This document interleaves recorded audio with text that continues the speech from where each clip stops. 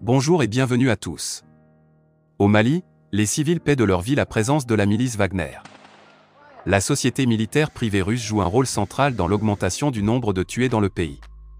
Les mercenaires ont ciblé des civils dans plus de 70% de leurs activités.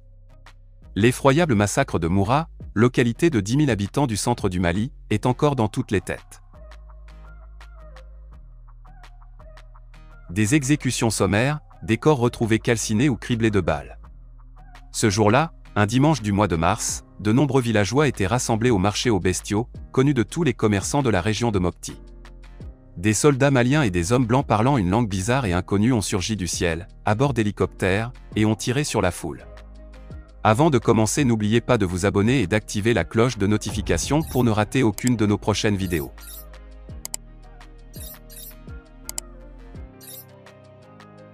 C'est parti. S'en est suivi un huis clos meurtrier de plusieurs jours. Les fusillades ont résonné jusqu'au jeudi. La pire atrocité enregistrée depuis une décennie que dure le conflit au Mali, avait alors déclaré l'ONG Human Rights Watch, HRW, qui a comptabilisé au moins 300 morts, en très grande majorité des civils désarmés. Les autorités maliennes assuraient avoir agi sur la base de renseignements suggérant que des islamistes armés prévoyaient une réunion de différentes katibas, groupes de combattants, à Moura. L'opération qu'elle avait lancée, dans le cadre de la campagne antiterroriste Kélétigui, celui qui fait la guerre en Bambara, visant notamment à reconquérir le centre du pays, associait les forces maliennes aux hommes de la société privée russe Wagner, les soldats blancs décrits par les villageois.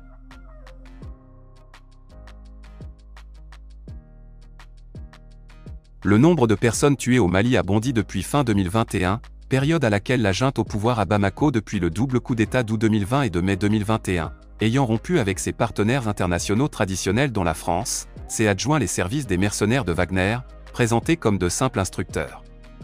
Selon un rapport de la MINUSMA, la mission de l'ONU pour la stabilisation au Mali, publié en mai, le nombre de personnes tuées a connu une hausse exponentielle de près de 324% au cours du premier trimestre 2022, par rapport au trimestre précédent.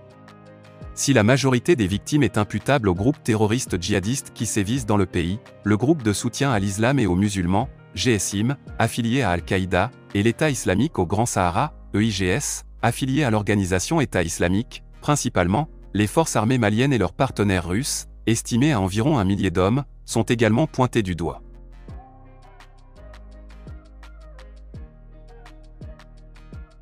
Implication dans la mort d'environ 500 civils. Comme de nombreux observateurs l'avaient craint, la présence des Russes s'accompagne de nombreuses exactions. Selon un rapport de l'ONG Armed Conflict Location et Event Data Project, ACLED, publié le 30 août, les mercenaires de Wagner ont ciblé des civils dans plus de 71% de leurs activités entre le 1er décembre 2021 et le 31 juillet 2022. Ils ont joué un rôle central dans l'augmentation des décès parmi les civils au Mali, affirme le chercheur Eni Enebia, co-auteur du rapport de l'ONG spécialisée dans la collecte de données des conflits armés. Les hommes de la société privée russe seraient impliqués dans la mort d'environ 500 civils cette année. Comme en RCA, République centrafricaine, le déploiement de Wagner a entraîné des atrocités de masse, des tortures, des exécutions sommaires, des pillages, le recours aux mines comme tactique de contre-insurrection et des opérations d'influence dans les médias, note ACLED. Des massacres impliquant Wagner se sont produits dans d'autres régions du centre et de l'ouest du Mali. En mars, par exemple, selon des informations du New York Times, qui cite un rapport confidentiel de l'ONU, des soldats à la peau blanche, rejoints ensuite par les forces armées maliennes, ont rassemblé tous les hommes adultes d'une localité proche de la frontière avec la Mauritanie et tué 33 d'entre eux dont ils ont ensuite brûlé les corps. Wagner est également impliqué, selon ACLED, dans des attaques visant des civils dans les régions de Mopti, Ségou, Tombouctou et Koulikoro, zone d'activité principale du GSIM.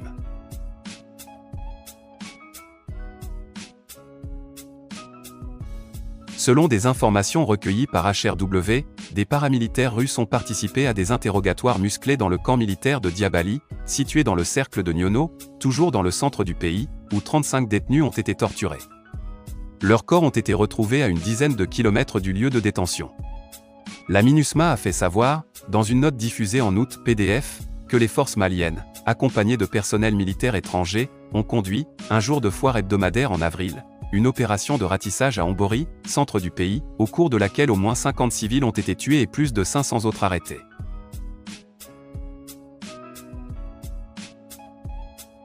Tout récemment, Le 4 septembre, l'armée malienne et ses supplétifs russes se sont rendus coupables de violences sexuelles et de viols dans la région de Mopti, selon des informations rapportées par RFI et Le Monde, citant des sources locales. Les Peuls ciblés.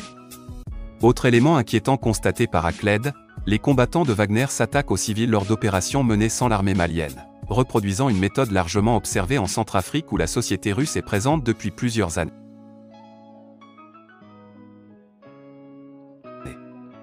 Le 3 mai, les mercenaires ont attaqué le village touareg de Lougui, à Ségou, pillé le marché et saisi des biens. Une semaine plus tard, le 10 mai, ils ont enlevé 5 personnes au marché de Hombori. Toujours selon Akled, les mercenaires russes recourent à des tactiques qui n'étaient pas utilisées jusque-là par les forces maliennes et leurs alliés, comme l'emploi de mines dans des zones où passent des civils. Une technique déjà mise en œuvre par Wagner en Centrafrique et en Libye.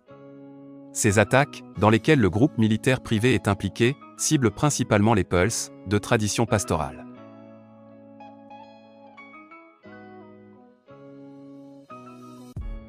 De la même manière que la communauté Peul a été ciblée en RCA, Wagner et les forces de l'État ciblent les communautés Peul du Mali, les accusant de rejoindre les rangs des groupes terroristes, indique Akled.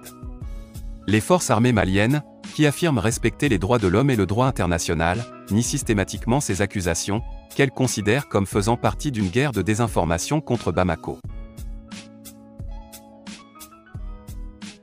Une empreinte de plus en plus forte.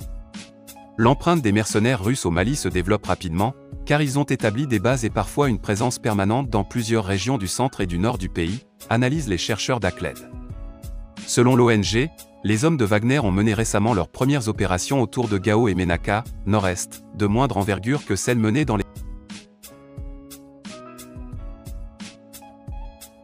Dans un entretien à l'Obs il y a quelques mois, le général Laurent Michon, ancien patron de l'opération Barkhane dont les derniers soldats ont quitté le sol malien le 15 août, après 9 ans de présence, s'inquiétait de voir les mercenaires de Wagner étendre leur présence vers le nord du pays. Il ne faut pas sous-estimer les risques de déflagration s'ils décident d'aller vers Kidal. Cette ville est toujours sous le contrôle de l'ancienne rébellion à dominante touareg, échappant d'eux.